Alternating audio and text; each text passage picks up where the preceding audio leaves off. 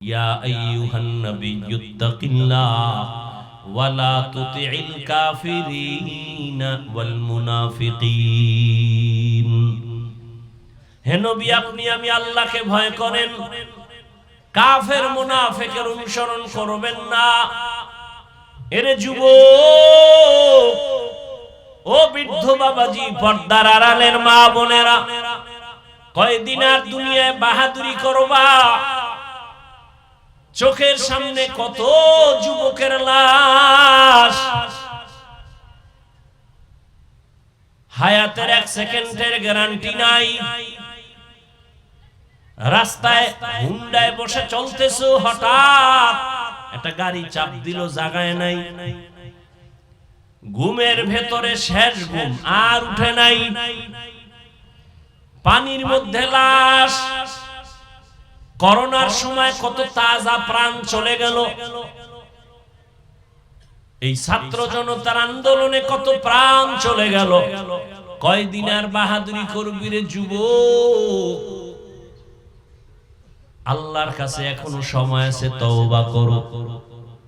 আল্লাহর ভয় অন্তরে জমা করে গুনাহ থেকে নিজেকে বাঁচাও।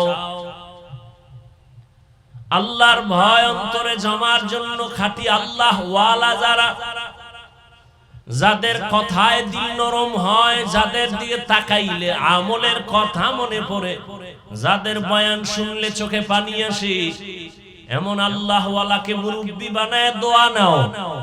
বিরোধিতা না করে দোয়া নাও। নিজের জিন্দেগি সুন্দর করো, মা বাবার দোয়া নিয়ে চলো। আমি এখানে তোমাদের কঠিন কিছু বলার জন্য আসি নাই যে স্কুলওয়ালারা স্কুল ছেড়ে দাও, কলেজ ছেড়ে দাও, আমগো মতো বড় হুজুর হয়ে তসবিহ হাতে নাও, পাগড়ি লাগাও, এ বলার জন্য আসি নাই। বরং তোমার রাস্তায় থেকে তোমাকে একটু লাইনে নিতে চাই। তুমি ডাক্তার হও, ইসলাম বাধা দিবে না। তুমি ইঞ্জিনিয়ার হও, বাধা নাই। স্কুল কলেজে পড়ো, চাকরি করো, বাধা নাই। তুমি একজন প্রফেসর হও, বাধা নাই। তবে দাবি একটাই, বেয়াদব হইও না। মা বাবার সাথে বেয়াদবি করিও না। উলামায়ে কেরামের সাথে বেয়াদবি করিও না। খবরদার। মা বাবার দোয়া নিয়া, আলেমদের পরামর্শ নিয়া, মুরব্বীদের নেক নজর নিয়া 5 বেলার নামাজ পড়ো, স্কুলে পড়ো, ডাক্তার হও, জীবনটা ধন্য হয়ে যাবে। তোমার মতো বহু সন্তান জীবনে মাদ্রাসায় পড়ে নাই, স্কুল কলেজে পড়ে, জেনারেল লাইনে থাকিয়াও 5 বেলার নামাজ পড়ে আছে না নাই? তুমি তোমাকে জিজ্ঞাসা করো, তোমার বিবেকটাকে প্রশ্ন করো, তুমি কেন পারো না? তোমার মতো যুবক র‍্যাব, আর্মি, পুলিশ, বিডিআরের চাকরি করে, নামাজি অভাব নাই, রাস্তায় গাড়ি চালায় যুবক, 5 বেলার নামাজ পড়ে, অভাব নাই। বলো তুমি কেন পারো না? কি ভাবতেছো তোমার হায়াত আরো 50? না, আজকের রাত্রে যে ঘুমাবা, ঘুম থেকে উঠার কোনো গ্যারান্টি নাই। সকালবেলা হতে পারে মা চিৎকার দিয়া বলবে, আমার সন্তান চির ঘুমে চলে গেছে। এই চিন্তা যদি করতি রে যুবক, গানের তার কানে লাগাইয়া মোবাইল পাশে নিয়ে রাতের বেলা বিছানায় ঘুমাইতে পারতি না। আমার মাওলার ভয় নাই, মরণের ভয় নাই রে বাবা। অথচ তোমার মতো যুবক দেখো, ফজরের নামাজটা গিয়া মসজিদে পড়ে, এমনও যুবক আছে না নাই? 5 বেলার নামাজ বা জামাত আদায় করে। তুমি কেন পারো না রে বাবা? ও বৃদ্ধ বাবাজি, আপনার মতো কত বুড়া মানুষ মসজিদে গিয়া লাঠি হাতে নিয়ে টোকায় টোকায় গিয়া মসজিদে নামাজ পড়ে, আপনি কেন পারেন না? ও পর্দার আড়ালের মা বোনেরা, আপনার মতো কত মা বোন 5 বেলার নামাজ পড়ে, পর্দা করে, স্বামীর সম্পদ হেফাজত করে, সন্তানকে আদর্শওয়ালা বানানোর মেহনত করে, মোবাইলে অযথা সময় কাটায় না। আরে আম্মা জান, আপনি কেন পারবেন না? আরে এতক্ষণ আপনার সন্তানদের যত বয়ান শুনাইলাম, এগুলো বাস্তব হতে হলে আম্মা জান আপনার অবদান থাকতে হবে বেশি। কারণ মায়ের আদর্শ দিয়েই সন্তান আদর্শবান হবে। এই দুনিয়াতে যার মা ভালো তার সন্তান ভালো হয়। এই যত আখিরাতের লাইনে ভালো ভালো সন্তান, দুনিয়ার লাইনে ভালো ভালো সন্তান, সবগুলোর পেছনে তার মায়ের অবদান। মায়ের কারণে সন্তানের আদর্শ ভালো হয়। এই জন্য ওরে মা, আপনার মর্যাদা আল্লাহ বাড়ায় দিছেন। আপনারা নবী না নবীদের মা, সাহাবায়ে কেরামদের মায়ের মতো আপনাদের সম্মান। আপনারা খাদিজা রাদিয়াল্লাহু আনহার মতো নারী, আপনাদের এত মান। আয়েশা রাদিয়াল্লাহু আনহার মতো আপনারা নারী, এত দাম। কিয়ামতের দিন আল্লাহ যদি বলেন কোটি কোটি মানুষের সামনে আজ আমি পুরস্কার দিব, ওই ব্যক্তিকে দাঁড়াও কে যে আমার রাসূলের হাতে প্রথম কালেমা পড়ছে, আমি তাকে আজ পুরস্কৃত করব কোটি মানুষের সামনে। সারা দুনিয়ার হাসরের ময়দানে আদম নবীর উম্মত, মূসা নবীর উম্মত, ঈসা নবীর উম্মত, মুহাম্মদের উম্মত কোন দুনিয়ার মানুষ দাঁড়াতে সাহস পাবে না। একজন নারী দাঁড়ায় বলবেন আমি ভাগ্যবতী নারী যে মুহাম্মদের হাতে প্রথম আমি ঈমান এনেছি। পুরুষ না নারী? একজন নারী বলবে কে তুমি? বলে আমি খাদিজা রাদিয়াল্লাহু আনহা রাসূলের স্ত্রী।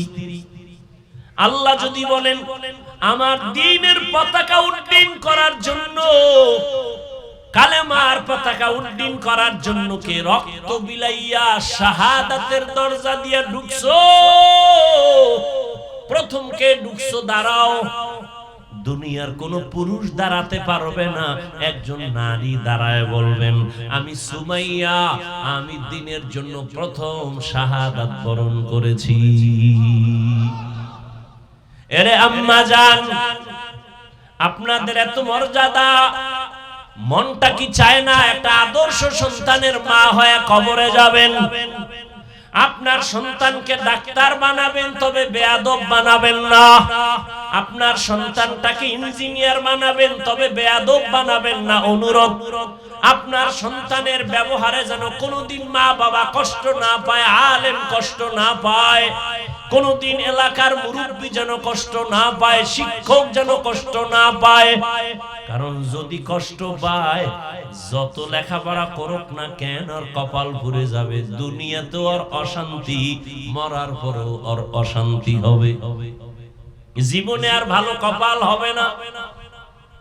শিক্ষকের বরদোয়া বড় মারাত্মক, ওলামায়ে কেরামের বরদোয়া বড় মারাত্মক, মা বাবার বরদোয়া বড় মারাত্মক।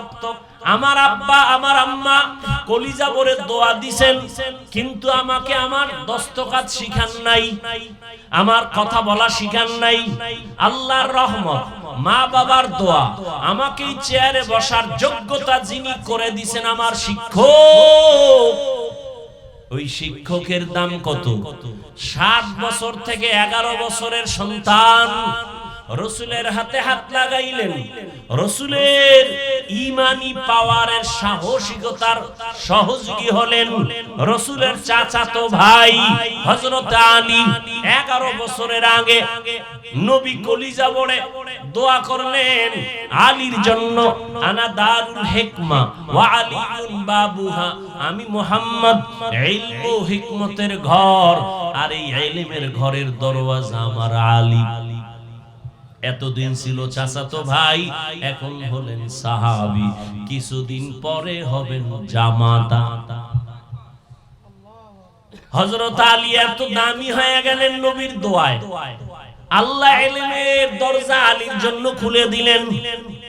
সেই আলী এখন ইলমরে মাথায় নিয়ে বলে মান আল্লামানি হারফান ইনশাআ বাআ ওয়া ইনশাআ আতাকা। আলী বলেন আমাকে একটা অক্ষর যিনি শিখাইলেন তার মর্যাদা এত বেশি, চাইলে আমাকে সে গোলাম বানাইয়াও রাখতে পারে, চাইলে আমাকে বিক্রিও করে দিতে পারে, এতটাই মর্যাদা। শিক্ষক আমাকে মানুষ বানাইছেন, শিক্ষক আমাকে কথা বলা শিখাইছেন। ওই শিক্ষকের সাথে যারা বেয়াদবি করবে কপাল পুড়ে যাবে, আল্লাহ মাপ দিবে না শিক্ষক মাপ না দিলে, কারণ এটা বান্দার হক। বান্দার সাথে গাদ্দারি আর জুলুমের বিচার হবে মরার আগে। কিছু কিছু অন্যায় আছে মরার আগে বিচার। এজন্য বলবো রে মা, এখনো সময় আছে, আল্লাহর কাছে দোয়া করেন। মা বাবার দোয়া সন্তানের জন্য বড় দামি সম্পদ। সন্তানকে লাইনে নিয়ে আসেন, 5 ওয়াক্ত নামাজি বানান। আমি যুবক ভাইদেরকে বলবো তওবা করে নাও। জীবনে তো কম অপরাধ করলা না, তোমার আমার অপরাধের খবর মা বাবায় জানে না, ভাই বোনেরা জানে না। যদি জানতো তাহলে সম্মানের নজরে কেউ দেখতো না। যদি তোমার আমার অন্যায়ের খবর আমার মা বাপ জানতো, তোমাকে আমাকে ঘর থেকে বের করে দিত। তোমার আমার অপরাধের খবর যদি ভাই জানতো, সম্মানের নজরে দেখতো না। কিন্তু আল্লাহ কয়, আমি কতটা দয়ার মালিক, তোর কোন দিন কয়টা অন্যায় করেছো কেউ দেখে নাই, কে দেখছেন? আল্লাহ দেখা কয়, আমি রাগ করিয়া পানি বন্ধ করি নাই, সম্মানের চেয়ার থেকে ফালায়া দেই নাই, সূর্যের আলো বন্ধ করি নাই, বরং আমি তওবার দরজা দিয়া রাতের গভীরে প্রতি রাত আমি ডাকি, আয় গোলাম আমার দরবারে ফিরিয়া আয়। উদউনি আস্তাজিব লাকুম, বান্দা তুই আমারে মোহাব্বত করে একবার আল্লাহ বলে ডাক দে। আর যদি বলতে পারো আল্লাহ ভুল করেছি মাফ করে দাও। একটা সন্তান যদি কান্না করে কয় মা বাবা মাফ করে দাও, ওই মা বাবা সন্তানের উপরে আর কোনো কষ্ট রাখে না, কান্না দেখলে মায়া বাড়িয়ে যায়। একটা ছাত্র যদি কান্না করে বলে শিক্ষকের, স্যার আমারে মাফ করেন, হুজুর মাফ করেন, ওই শিক্ষক আর দয়া না করিয়া পারে না। ও আল্লাহর বান্দারা, ওই মা বাবা শিক্ষকের থেকে আমার আল্লাহর মায়া কি কম? আমার আল্লাহর মায়া তো 99 গুণ বান্দা মুমিনের জন্য বেশি। ও মুমিন, তুমি যদি অপরাধ স্বীকার করে মাথা নত করে আল্লাহকে বলো, ইয়া আল্লাহ জীবনে বহু অন্যায় করেছি, মনে হয় জানো আমার গুনার কারণে আমার হাত না পাক, আমার চোখ না পাক, আমার জিহ্বা না পাক, অন্তর না পাক। আয় আল্লাহ আজকে তওবার নিয়ত করলাম, জীবনে কত নামাজ ছেড়ে দিলাম, আজকে থেকে নামাজ ছাড়বো না, মা বাবার সাথে বেয়াদবি করব না, উলামায়ে কেরামের পরামর্শ নিয়া, মুরব্বিদের দোয়া নিয়া 5 বেলার নামাজ পড়বো, আর কোনদিন নবীর তরিকার বাইরে চলবো না। আল্লাহ মুহূর্তে তোমার আমাকে মাফ করে গুনাহগুলো থেকে পবিত্র বানায় দিবেন। তবে এটা সত্য, সবার কপালে তওবা নসিব হবে না। 13টা বছর আবু জাহাল নবীকে দেখলো, বয়ান শুনলো, তারপরও কালেমা পড়লো না। আর ওমরের মতো বান্দা 27 বছর বয়সে আইসা নবীর কল্লা কাটতে গিয়া কালেমা পড়ে এত দামি হয়ে গেল। এই জমিনে আবু জাহাল নাই, ওমর নাই, তবে তাদের মন মানসিকতার কিছু মানুষ আছে, হাজারো বয়ান শুনবে, বাইরে গিয়া বিরোধিতা করবে, কপালে তওবা নাই। আর একদল ওমরের মেজাজওয়ালা গুনাহ নিয়ে প্যান্ডেলে ঢুকার পরে হঠাৎ অন্তরের মধ্যে একটা ধাক্কা লাগায় দিছে, আরে আমি তো বড় খারাপ, আমার মতো খারাপ কেউ নাই, আমি কি এই খারাপ অবস্থায় মরে যাব না? আর হবে না। এতদিন কত বেনামাজি নামাজ ছাড়লাম, বেপরদায় চললাম, কত জুলুম করলাম, আজকে থেকে আমি গুনার কাছেও যাব না, তওবা করে এখান থেকে বিদায় হব। ওমরের মতো দরজাটা খুলে দিবেন আমার আল্লাহ। জানি না কার কপাল পুরবে আর খুলবে। আমি অনুনয় বিনয়ের সাথে বলবো, রে বাবারা, এখনো সময় আছে, তওবা করো, মনে মনে আল্লাহকে বলো, ও দয়ার মালিক, এই ময়দানে তুমি বসাবার তৌফিক তুমি দিছো, এখন বৈশা গেলাম, আর এখান থেকে গুনাহ নিয়ে বাসায় যাব না। আজকে তওবা করতে চাই রে আল্লাহ, জীবনে আর হাতের দ্বারা, চোখের দ্বারা, জবানের দ্বারা গুনাহ করব না, মা বাবারে কষ্ট দিব না, উলামায়ে কেরামের বিরুদ্ধে যাব না, নবীজির তরিকার বাহিরে চলব না। তওবা করার মতো যদি কারো অন্তর তৈরি হয়, মুনাফিকি না থাকে, অন্তরে দুর্বলতা না থাকে, খাঁটি তওবার নিয়ত যাদের আছে, দুটো হাত আমার আল্লাহকে দেখায় দাও।